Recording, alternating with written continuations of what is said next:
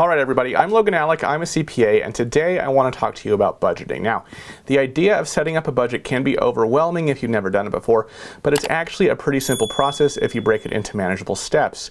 And that's what this video is going to be all about, the concrete steps you need to take if you want to start a new budget and get your expenses under control. In my view, budgeting is one of the most effective things you can do if you want to improve your financial situation, but unfortunately only 41% of Americans follow a budget.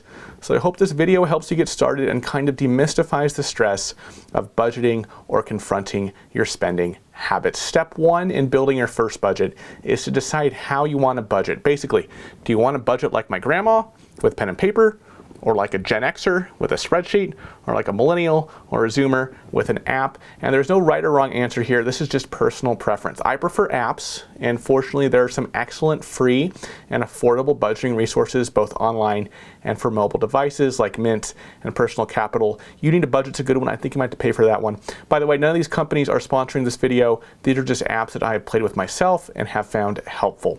In 2018, Bankrate found that almost 2/3 of smartphone users have at least one financial app on their device, and that number is even higher now. So even though you don't need an app or a website, a lot of these services make budgeting significantly easier by connecting to your accounts, automatically importing and categorizing transactions, analyzing your spending patterns, and in general just performing some tasks that would be complicated and time-consuming to do on your own. Now, even though every budgeting app is going to have its own features and its own settings, you can still apply many of the same principles regardless of how you're managing your money. So the tips in this video will hopefully be helpful whether you're using Mint, Personal Capital, You Need a Budget, a notebook, a spreadsheet, whatever.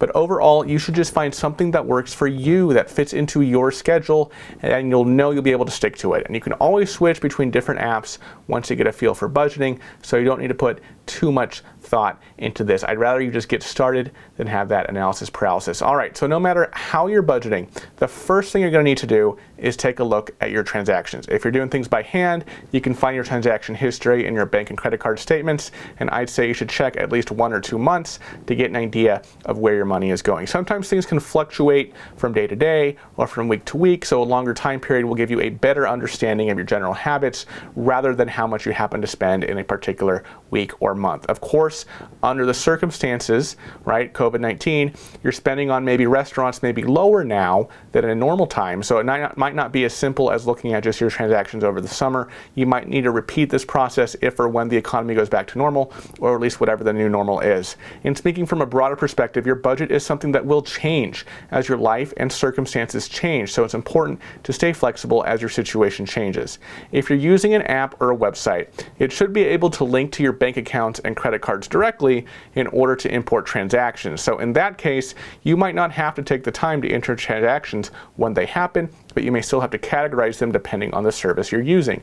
On the other hand, if you're budgeting by hand, you'll need to go through your statements on your own and write down each transaction or record them in some way. At the end of this process, you'll be able to categorize every purchase. Again, some apps might do part of this for you. They might be able to recognize the merchant and sort it automatically. You'll still have to review it, of course, but the goal is to know exactly how much you're spending on different categories each month. So you could be spending $500 on groceries, $250 on eating out, $50 on coffee, $25 on subscription services, for example. I'm not here to tell you exactly how to spend your money. That's not what this is about. I may cover my opinions on that in a different video or videos, but the point is, at this point, you'll be able to see what percentages of your money are going to these things. Of course, you'll see how much money you're saving, and this is what motivates a lot of people to budget more seriously and start looking for ways to reduce expenses. I saw a Mint study that came out in May.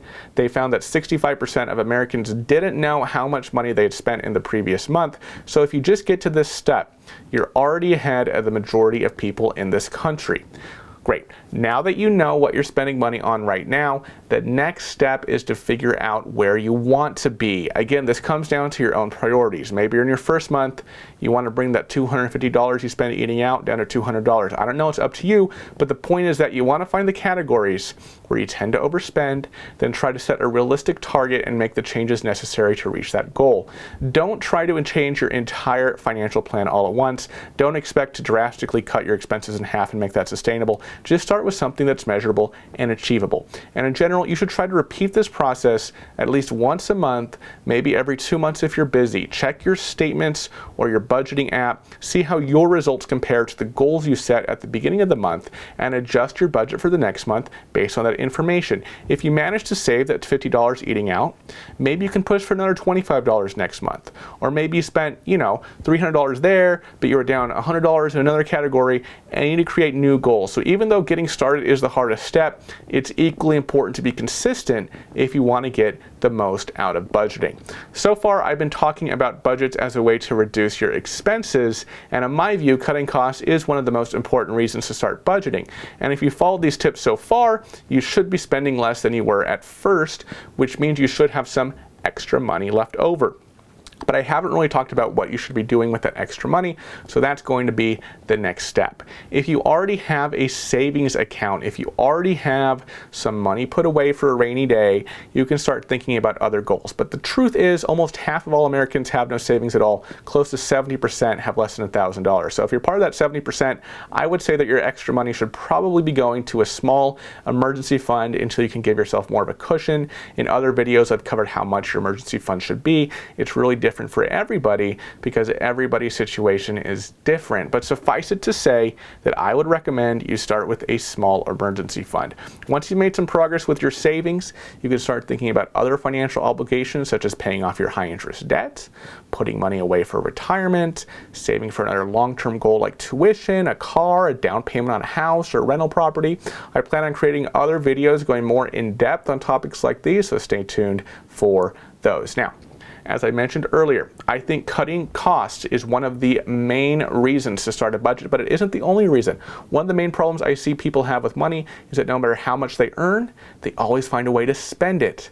And that's really easy to do if you aren't tracking your expenses. But when you have a budget, you tend to have more control over your spending habits. It gives you permission to spend. So if you get a new raise or a new job, sure, you can relax some of your goals. Maybe you can add more money to a particular category if it fits in your budget.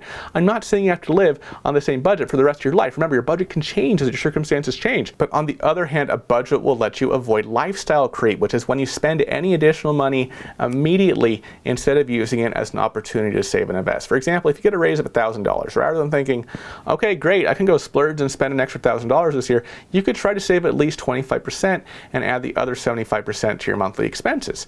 Of course, these percentages, it'll depend on your preferences, your circumstances, where you live. But just as a personal example, before I bought the fourplex that I lived in my 20s, I was making well into six figures while still sharing a room with 3 other guys to save money on rent. Not everybody has the luxury of going that extreme. If you have mobility issues, if you have young children, you obviously can't do that. But my point is, if you're tempted to spend any extra money you get, you might want to have a percentage of your paycheck sent directly to a savings or investment account, which can help you keep that money separate from your monthly budget, out of sight, out of mind. Like anything else, it comes down to what you're comfortable with. Some people save really aggressively in order to retire early.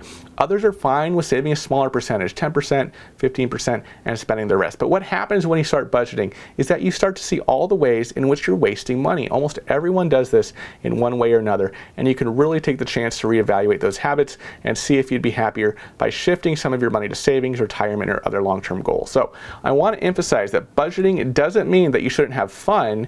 It doesn't mean that you shouldn't spend money at all. It just means that you can gain more control over those natural tendencies we have and make sure your money is going to things that are truly important to you and not mindlessly going down the drain. All right, everybody, I've said a lot. Obviously, budgeting can get really complex depending on your approach. Now, one thing I didn't get the chance to talk about is a psychological aspect of budgeting, and I know that can be a real challenge, so it would be great to read your comments on what methods you've used and what has worked for you.